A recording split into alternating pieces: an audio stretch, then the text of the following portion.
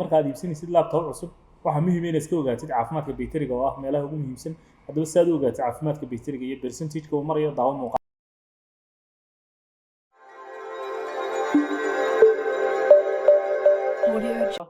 qaabka in loo ogaado battery health ama caafimaadka bayteriga markaad iibsanaysid laptop markaad iska tijaabinaysid settings-ka tag ama search box-kan tag kadib CMD ku qor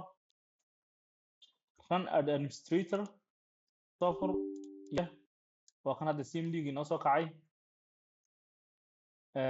waxaan sameynaynaa waxaan ku qoraynaa powercfg/batteryreport kadibna enter baynu leenahay wuxuu inoo dhigay Sida Windows-ka system 32-ga halkaas inoo dhigay marka waxaan tagaynaa sidii waxaan tagaynaa CD drive-keenii ama CD waatan Windows buu inoo dhigay halkan baad ka eeganaysaa waa Z Windows system 32-gu inoo dhex dhigay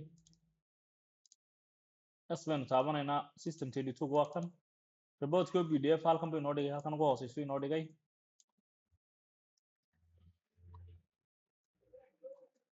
waxaan ka eeganaynaa dad b taabatidna uu ku soo baxayaa dad b taabatidna waa kan battery report halkan buu inoo dhigay kadib sidan baynu usoo furaynaa si aad u ogaatid battery report-kaaga waxaad u qaybinaysaa kan baad u qaybinaysaa kan full charge capacity-ga ayaad u qaybinaysaa design capacity-ga kadib waxaanu leenahay calculator-kan isticmaalaynaa waxaanu leenahay 38248 loo qaybiyey 51310 intaa oo lagu dhuftay 100 waka 74 ayuu marayaa aniga bayterigaygu